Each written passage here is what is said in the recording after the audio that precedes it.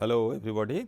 So, please welcome to this class lecture number 49, where we will be talking about the nickel ion bearing proteins and enzymes. So, this is under again module 10. So, today we will be talking about something where we see that everything we are talking in that way also, that how the metal ions are so important to give you some very useful enzymatic activity. And historically, this is also very important to know, which is your Jack-Bean urease JBU from the plant C. ensiformis, which is Canavalia ensiformis, the scientific name of the plant. So, it is basically nothing but your food, the beans we can take, the Jack-Bean urease. Then what is about this molecular structure starting from the metal ion? Then why this particular thing can be correlated with something which we call as the carbamylation reaction, which is a very important reaction. But when you have the protein structure and when you have the lysine subunit of that particular protein structure, how the carbamylation reaction is important. And in other two categories, we will be talking about the hydrogenase and the dismutase activity bearing the same metal ion. So, what are the different types of nickel enzymes we can think about, because up to this point of time we do not know much about, we do not teach also the nickel ion bearing is not the nickel only. So, nickel ion bearing enzymes, because the subject is growing a lot, but that is why these are the most recent advances, because it is not only recent, but it is also very old. The way we can consider it also, it is almost about 100 years back people first identified urease. So, if we have 9 known nickel containing enzymes or nickel ion bearing enzymes, but interestingly we will see that we will be talking about something where either they can use or produce some the gaseous molecules only. So, the small molecule activation as well as the assimilation is important. So, the nickel can be a very good catalyst also for our industrially important catalyst also, or some biomodified catalyst, or some zeolite embedded catalyst, that is also important. So, that we all know that Rani nickel from your school days. So, nickel is a very interesting metal ion and the metal itself also. So, from all these basically, because 7 of them are involving these gases starting from your carbon monoxide to dioxygen. And we will be talking, because these classes basically has been divided into 2 parts. Today we will be talking about, out of these 6 essential enzymes, we will be talking about 3, and your next class will be covering the remaining 3. So, what are the enzymes or the proteins you can have, because the protein dependent or the nickel ion dependent thing is important. So, these are synergistic in nature. Protein keeps certain structure, certain envelope around the nickel, such that you can have the required amount of distortion, and that distortion, that amount of distortion plays some significant role when we bring the nickel ions bound to those amino acid residues available from those proteins. So, first thing what we will discuss today is your urease. The name itself will tell you that we will be talking about the hydrolysis, the ACE activity, the hydrolysis activity of urea molecule. And while we study these, try to remember immediately what is your urea molecule, how you can cut it, how you can cleave it, or how you can hydrolyze it. Next, we will talk about the nickel iron hydrogenases. This is the most latest one. Basically, if we consider that we can have the most one we have studied is the copper zinc superoxide dismutase type of thing. So, this is also heteronuclear type of thing. So, hydrogenase is iron hydrogenase we can have, but when you have the nickel, what are the advantages and what are the species which can use the nickel, and how this heteronuclear entity is important, because there will be many such examples where the nickel and iron are living together within this particular protein environment together with that of your sulfur environment. So, we call it as iron nickel or nickel iron sulfur enzymes. Then lastly, we will talk about the superoxide dismutase, because the basic chemistry related to the superoxide dismutase already we have discussed just now what I am telling about your copper zinc thing. So, you require copper as well as zinc. Then the another category we have the corresponding the iron only SOD, then manganese only SOD. So, this is the latest discovery during the last 15 years or so, people identified it and structurally characterized also. In our next class, the final class, we will be talking about the other gas molecules, that means the carbon monoxide dehydrogenase, and to understand nicely we will quickly abbreviate it as CODH. Then acetyl coenzyme A synthase or decarbonylase reaction. So, ACS, acetyl coenzyme A synthase reactions, all are on nickel. Then methyl coenzyme M reductase is a very interesting system where we will find that another variety of the macrocyclic ring can come and bind to your nickel center. So, what is that urease then? So, we will just talk about the urease. So, how we can utilize this one. So, historically if you see, you go back to 1926 when the person named as James Sumner is isolated that thing as the nickel containing enzyme, but people were in doubt at that particular time whether you have the metal ion or not. They thought that okay, the enzyme basically what they have isolated is there is useful for that particular activity, because at that particular point nothing was known to us. So, is basically we get from the Jack Bean mill or Jack Bean food material what we can have, or Jack Bean urease, that is why it is abbreviated as JBU.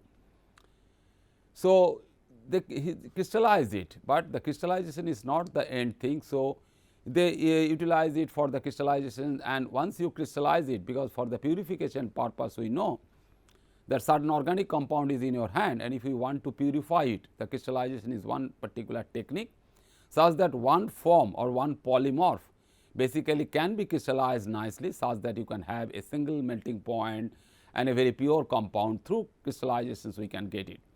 So, crystallization process is basically a purification process. When this person utilizes this particular technique, he has that particular idea that we can get the pure form of this particular one, but we do not know about the corresponding structure. It took around another 50 years or so when the X-ray crystallography was established, people can identify the structures of the small molecules. So, during 1975 basically the people got the structure of the urease thing, and then only it has nicely been established. Other indirect evidences, other spectroscopic evidences there during these 50 years of time, the accumulation of the knowledge which is important, how people can sit on these for so many years to know the identity of that particular molecule or the protein, and whether you have any metal ion or not, or the metal ion is responsible for this reaction. But the function was known, but once you are not able to understand the actual form, the molecular structure of the system, it is not possible to identify the exact role of the nickel, whether you have a single metal ion center or a double metal ion center or a triple metal ion center. But the function for the degradation is known, giving you CO2 and NH3. So, what is that particular reaction? So, chemical reaction we should know first. They write it, that is NH2CONH2 is not a linear molecule, is angular molecule, always try to understand, but sometime to save the space you write in a line. So, but when you talk about the molecule, you talk in terms of the angular form, because the carbon is a trigonal one, C double bond O NH2 NH2. So, when water is attacking that thing, so how that water is typically therefore a nucleophile. We all know that the water nucleophilicity is important for any hydrolysis reaction. So, when water is attacking to that particular system, it is not that you are getting back something immediately, but you are getting ammonium ion and ammonium carbamate type of thing, because the ammonia is there, ammonia is NH3, and if you remove one of the H and put the carboxylate function, you will get the carbamate species. So, the ammonium carbamate is forming through the addition of your water molecule. Then the cleavage is taking place, removing 2 ammonia molecule and 1 carbon dioxide, because we all know that the fixation of dinitrogen is a tedious task. We do not able to do it until and unless the Haber-Bosch process we have from the dinitrogen of the air with hydrogen to produce ammonia. Then the production of ammonia is also related how you can produce the corresponding urea molecule. So, the reverse thing we are talking about. So, when you have an enzyme which we are hydrolyzing it, but the urea molecule is a very stable molecule and its rate of hydrolysis giving isocyanic acid and ammonia. So, if you get that from the urea, this is not that particular carbamate thing, is the isocyanic acid. In that particular case, the process is very slow. You see the half life, the 50% of the material to be decayed, to be hydrolyzed will be taking 3.6 years at 38 degrees centigrade, which is our body temperature, because everything will be trying to correlate from bacteria to the human health and diseases and the mammalian system. So, what we basically get in that particular case, that in the first step you get something where you are able to take out one ammonia molecule, and the second step you have some other species which is your corresponding hydrocyanic acid, and that hydrocyanic acid formation can lead to the corresponding formation of ammonia molecule once again in the second step.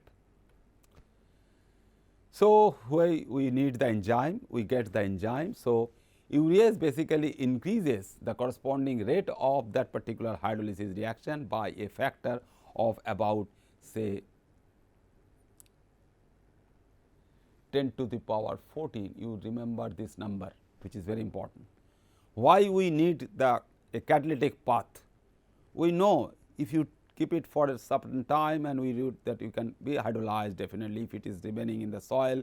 As fertilizer we are putting it in the soil, the bacteria are there, not that providing urease, but in natural calamities basically can be able to destroy it. But you see, we have seen that the characteristic half life is 3.6, but when we are doing something, that is why we need to have something very fast. So, the rate of the reaction, the kinetics is always important. So, for that kinetic thing to control, we have to bring the enzyme. So, when you bring this particular enzyme, it basically giving a huge amount of acceleration of for your rate of the reaction. So, when people got that particular crystal structure during 1975, so it is almost another 50 years back also. So, people are not stopping on this particular information, they are going further. So, they are now talking to correlation of these urease molecule to the gene, how the system is getting nickel, how the gene is responsible for the formation of all these things. So, these are very basic bioinorganic chemistry thing what I am talking to you today. So, think about the history of bioinorganic chemistry basically have started in that particular fashion. So, it is related to the bacterium, it is related to other things, other small organisms also. So, when people identified for H. pylori is the Helicobacter pylori, where you can have when they find it out. So, two things they identified it in the structure, that not only one are a conical center, you have second nickel center. So, it is a binuclear motif, and that binuclear motif is basically bridged by a bridging group or the bridging unit or bridging entity, which is nothing but you can have in the protein chain the lysine amino acid residues, and that is why from our very beginning we are talking about the carbamylation reaction. So, if you go for some carbamylated form, so you go for the carbamylated form of that lysine, and that can be utilized to hold the two metal ions bound by this bridge. You can have another bridge also from the bottom. So, these bacterial ureases can have a typical quaternary structure like hemoglobin.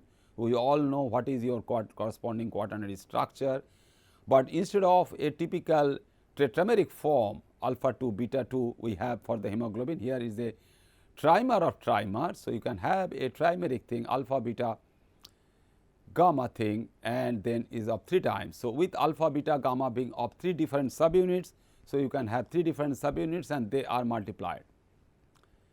So, how it looks like, because the folding of the protein chain, all things are important, not only the metal ion, its oxidation states and the coordination geometry and the distortion.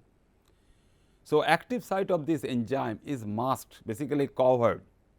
We know about mask nowadays. So, masked by a flap. So, if you have a flap like your masks for your COVID-19, so you have a flap which can open and close. So, like the putting your masks on your face. So, it is basically closing and opening of the active site channel. So, depending upon this flap opening and flap coverage, you can have the corresponding entry of the substrate and to the access of that particular active site.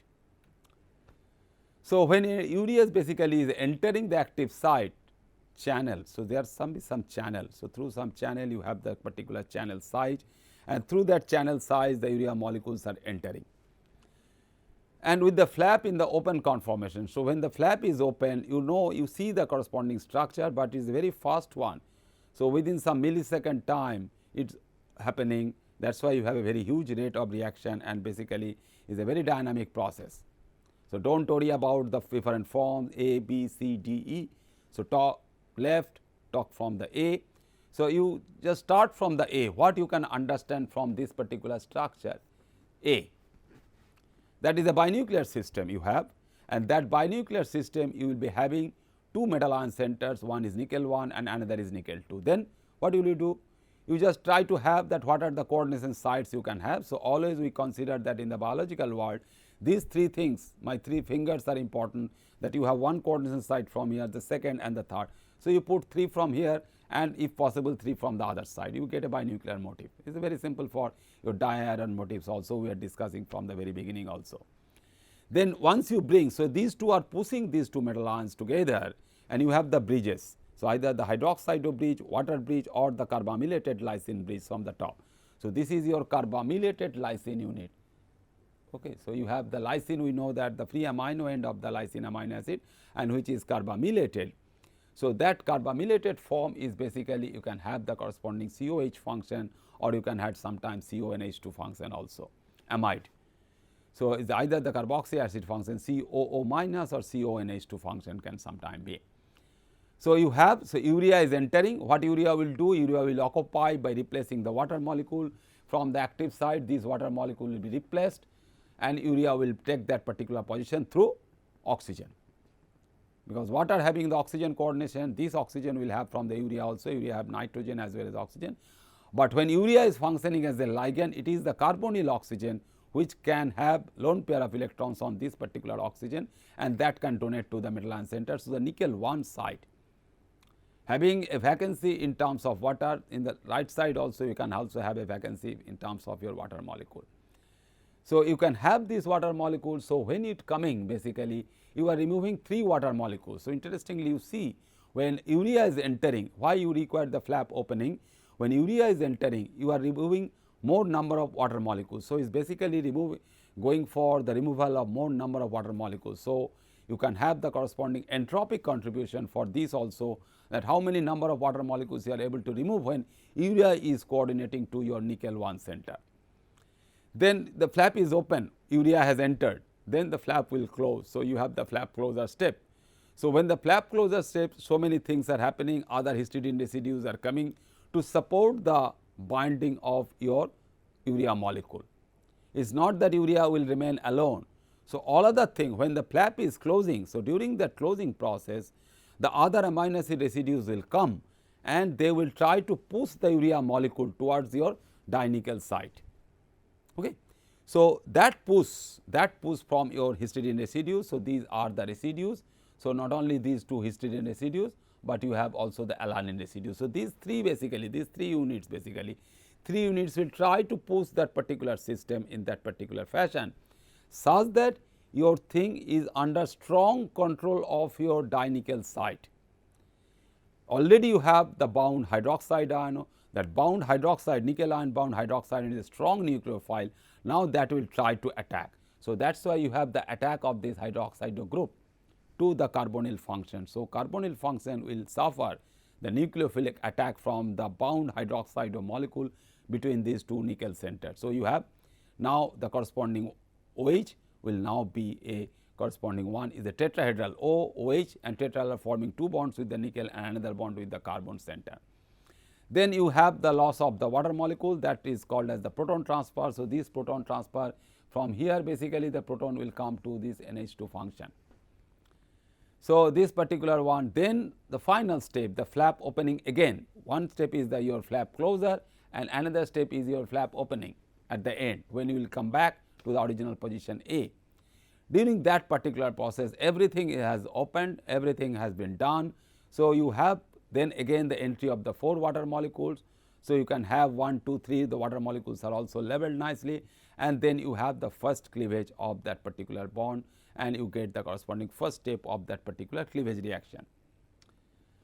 So, during 1980s what happens basically, people had started thinking about the other thing also, how you can get, because not only the one particular structure of JBU, that is the people are happy, because scientists who are working on this area they never happy, people always unhappy.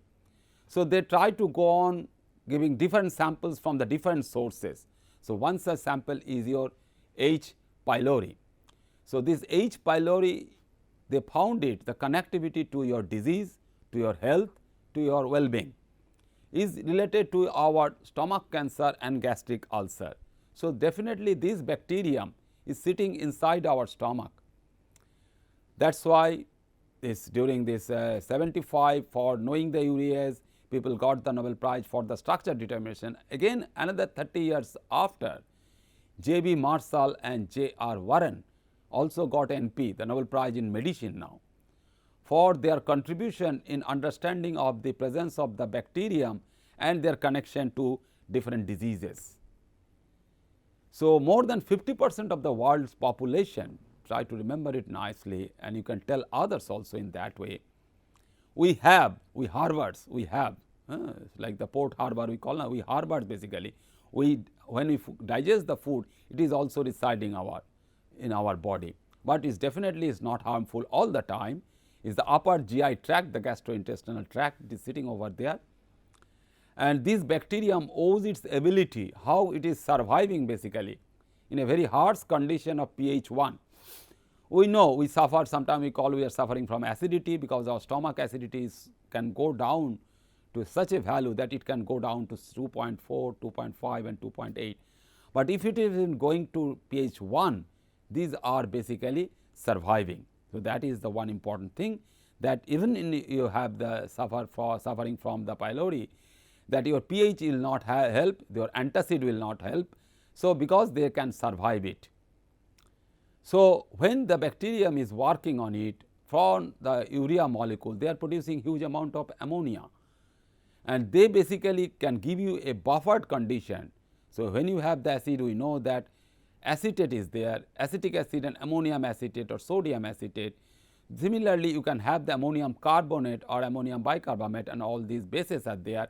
So, you can have a corresponding the salt and the acid mixture, that is known as the buffer. So, it is not possible to change the pH very easily without addition of any other thing or the biochemical thing or biochemical intervention. So, next we will go to the nickel iron hydrogenases. Already we know what is known as the hydrogenase, because the assimilation, the reversible assimilation of the H2 molecule, either you go for the cleavage of the H2 molecule or you go for the production of the H2 molecule. That particular part is very important, that whether we will be able to produce hydrogen, because we all know that hydrogen is a very good fuel. So, whether the bacterium can, all these particular species can help us in producing hydrogen. So, this particular one we are talking about only nickel, not iron. So, this particular thing has a very good active site having the nickel and iron, but when the crystallographic studies were done, people identified surprisingly that we can have non-protein diatomic ligands, and we have studied from our school days that carbon monoxide is a very good ligand, and CN is CN minus, is not CN neutral, CN is cyanide ion. So, CN minus is also a very good ligand. So, that is why we study the metal nitrosyl or the metal in the zero oxidation, the metal nitrosyl complexes and metal nitrile complexes. So, these are basically contain a also that active site is nickel iron. Then you can have also other FeS, the iron sulfide, rubidoxine, ferridoxine type of clusters, which can donate or accept electrons. So, they are very good oxidizing agent or reducing agent to us. So, this is the structure what you can have, the protein structure, and it is showing basically where you can take out the electron or you can put the electron. So, around that active site basically everything is there, but you can have the channels, the electron transfer pathway and one of the proton transfer and gas access pathway. So, gas will be liberated in this site and proton will be liberated on that particular site if it is reversibly consuming your H2 and H plus. The site is, that is why very interesting and very fascinating also, that if you have the nickel site and if you consider okay, I will be able to stabilize that particular nickel site giving you 4 coordination sites, all are sulfur, that is fine. So, then if you utilize these 2 sulfur, the cysteine sulfur residues, we know more number of lone pair of electrons are available like your hydroxide group, and you attract another metal ions, that is your iron. But interestingly, that metal ion biogenically form cyanide and biogenically formed carbon monoxide is already attached to it and is coming and binding to that particular site, giving you this binuclear site. So, has been identified in D-sulfovibrio gigas is basically a first example of the nickel. When people characterize this nickel center is roughly around 40 years back during 1980s. But it has developed a lot for knowing all these things, different model compounds and all for all these structures and all these identities. So, during this my last part basically we will talk about now the superoxide dismutase. We already know about the usefulness of your superoxide dismutase system, because our body is basically producing superoxides, peroxides and all these reactive oxygen molecules, ROS molecules. We produce this thing for our defense also, because these are very much reactive. We can use those ROS molecules to kill the bacterium also. But bacterium are smarter than us. What they do, they basically can also have some mechanism such that they itself can produce superoxide dismutases, such that they can break the available superoxides or peroxides what our body is producing to kill those bacteria. So, it is basically a very good fight between the bacterium and the host, like the mammals or the human being. So, how the nickel system is working, we are very much interested to know about the nickel system, and afterwards definitely, because already you have studied the first example of copper zinc. Then we have told you that you can have also the manganese, because you need the redox centers, and how you can compare the first category of this particular class of superoxide dismutase or SOD with that of the latest variety, that means the nickel SOD. Because we are enriching our knowledge, if something has developed or something has been identified 40 years back and what we are discovering today, we always try to correlate that thing, that how was your first SOD molecule and how that SOD molecule you can correlate with that of your the latest discovery, which is your nickel bearing SOD. So, it is a structure definitely and high resolution, because we are struggling also for increasing the resolution. Sometimes it is 3.4 angstrom resolution, 3.3 angstrom, 3.2, 3.1, we can go down to 2.2 also, until and unless we are not getting better structures. So, overall quaternary structure is something different, unlike those of the other SODs. So, it is a homohexamer and each independently acting nickel site located in the N terminal hook. So, you have the hook and N terminal residues are there, and that N terminal residues will try to grab. So, if you have the N terminal residue and will try to grab the corresponding metal ion center. So, this is the corresponding ribbon drawing or the ribbon cartoon structure for your protein envelope, where you can have the corresponding nickel centers. So, if it is a thing where we are calling as a homohexamer, so it is basically hexameric unit. So, you can have 6 such units we can have. So, you can have the red and blue you see from this particular part. So, this 2 color code basically giving one part and the second part, and on the back side you will have the green and the other one, and this one other, and this is other one. So, you will have altogether 6 units. So, these 6 units and the arrangement of those 6 units give the corresponding hexameric arrangement.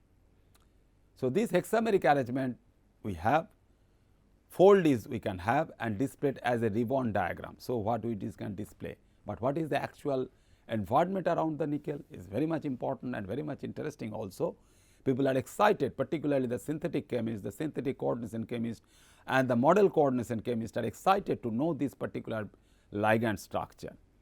So, this ligand structure is you can have in the reduced form is a square planar N2S2 environment. So, you can have a bidentate NS ligand, you bring 2 bidentate NS ligand, you can trap a particular site and you can consider it, okay, this is my nickel SOD site. But interestingly, one dangling part at the top, basically the histidine 1, you see this histidine 1 residue what is there. So, this histidine 1 residue is important. When you oxidize it to the trivalent nickel, it can come and bind to that particular nickel center for stabilization, because it is more electron greedy, it have oxidized that particular center. So, it will attract it. So, it is oxidative addition case type of thing. So, you will have a pentacoordinated situation in the trivalent nickel center. So, oxidation of this reduced form will giving you the trivalent nickel, and you will have the structural change such that you can have the apical coordination of that histidine molecule. But the coordination of the 2 cysteine thiolate residues will modulate the corresponding redox behavior or the redox values, And when you have the square planar entity, you can have the N-terminus end and the two thiolate ligands from there. So, these ligands are critical in creating a nickel coordination environment with a huge amount of potential value or the potential window. So, it is capable of catalyzing 1 electron 2 proton dismutation reaction of your superoxide anion. So, that is why we have seen 3 categories of these examples. The first one we have started with urease, second was in your hydrogenase, and third one is your superoxide dismutase. And there the importance of the ammonia and the carbamate formation, and the second step of decomposition gives you another ammonia molecule and the bicarbonate molecule. But similarly, for your hydrogenase system, you can have the iron sulfur cluster, and while you can have 2 units, one is small, another is large, these two are coupled together and they can have the supply of electrons to the active site. So, the references you can start from urease, then you can go for the hydrogenase and the SOD or the Wikipedia page and the book of Crichton. Okay. Thank you very much for your kind attention.